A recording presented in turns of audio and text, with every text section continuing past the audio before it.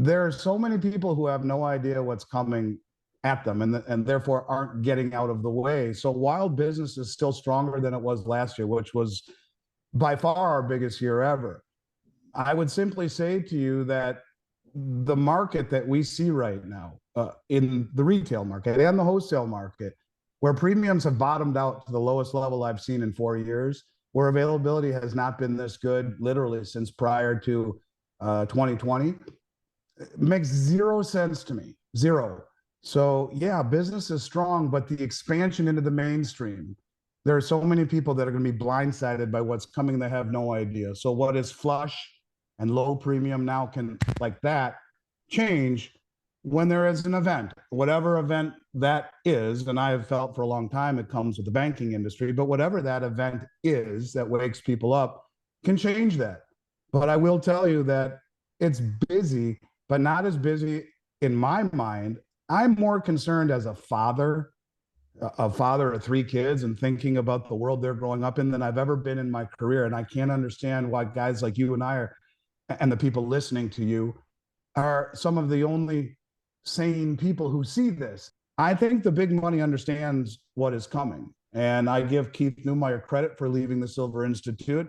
Keith is a friend. Keith is a businessman. He's not a geologist. He sees things clearly for what they really are. And when you see Keith saying, look, for the first time ever, I'm seeing auto manufacturers at the shows I'm speaking at, you have companies that are trying to literally go over the counter. In other words, go directly to the source. So there's a lot of demand, I think, that is being fulfilled that isn't really showing up on the Silver Institute's numbers. I think there is an effort by a lot of big players to disintermediate the traditional channels by which gold and silver are accumulated. And there's 1,800% more contracts for every real bar of silver or 5 bars of silver backing it. And so, yeah, I mean, to that point, 1 out of 18 people gets their silver, the rest get force majeure, get cash settled. And I'm sure they would employ all sorts of measures to even stop it before it even gets that far. And I also think it's important, it's interesting, the timing of this, right? So this meeting with all of these nations is in Dubai, in the United Arab Emirates.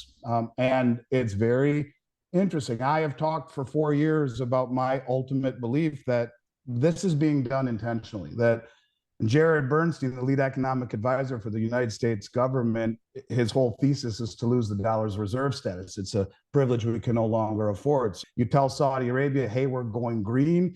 You watch Saudi Arabia and all the OPEC countries join the Belt Road. You see them join BRICS, the Shanghai Cooperation Organization, the New Development Bank, and then tell folks in Davos they're open to taking other currencies for oil. They're open. Okay, fine. The UAE is not following this de-dollarization trend. I think they are really setting a trend. When a player of that magnitude not only is admitted into the BRICS, but tells the world no more dollars for oil, it's a scary situation. And I have often said, when this same statement comes out of OPEC and Saudi Arabia, you can see the groundwork that is being put into place. China and Saudi Arabia signing a huge deal in currency swaps, which is basically these 2 countries will trade in each other's currencies instead of the dollar and the high interest rates to buy dollars. They'll trade with each other, give each other preferred rates, and sidestep the SWIFT. All of this is chipping away at the dollar hegemony, but I find it incredibly interesting that all of this coincides at the UAE within a few days of them publicly declaring no more dollars for oil. You can see where this is going. And this is why the big money is front running the acquisition and the draining of the exchanges. This is why they've gone to such great lengths. You know, you got to give them credit. They're crafty and very talented at what they do. But they are using the suppression of the Western paper markets to accumulate all of the world's commodities. Well, along with signing an executive order to go green and an increase in solar panels, you need batteries. Well, where are all the metals found to make your batteries? In Indonesia and in the Eurasian continent. We have not thought this through very well. So that's why you see these countries not only draining the physical supply, but buying interest in the mines and mining in their own home countries, even if it's uneconomical today. But it's one of these things, and I like this phrase, logarithmic decay, little by little by little by little, then all at once. And all of these little chops at the system are going to at once break when we see, I believe, OPEC say we're taking other currencies for oil. To see the UAE say this is a huge step in that direction. And how does that fit into metals and cryptocurrencies in your own possession? Because these are things that have no counterparty risk, the inverse relationship between real interest rates and the price of gold. So they held down the price of gold because it was the canary in the mine shaft. But what they didn't take into account are countries like China and India and United Arab Emirates and Saudi Arabia. And all these countries are saying, thank you very much, we're going to stand for delivery. And like you said, we're very close to that moment where it's force majeure, where there's 1,800% more paper contracts than there are bars.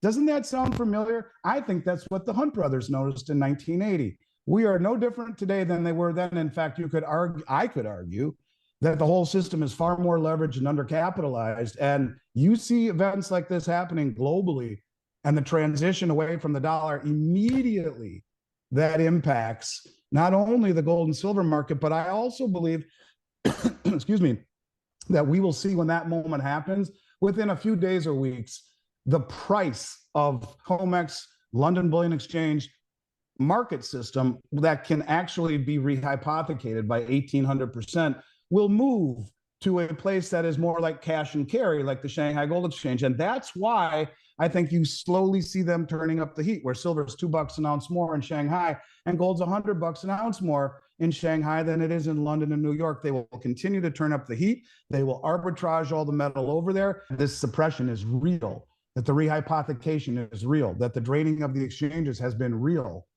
that a world we are moving into, like Zoltan Pozsar says, away from opaque instruments into transparency like blockchain and commodities like gold and silver.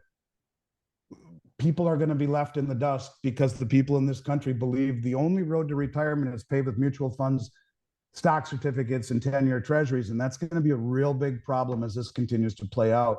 Silver's the best place to be, in my opinion, in the world. And I say that as someone who owns metals companies, so take it for what it is. But I think I try to be objective, because if you're not objective and you do YouTubes where millions of people watch you, if you're not genuine, and if nothing else, you're smarter than I am. You've come up with so many great things. You blow my mind. That car ride I had with you from Texas to Oklahoma, I don't know if my mind has ever been blown as much as it was listening to you talk to me one-on-one, all of it resonating in a way that I can't even explain.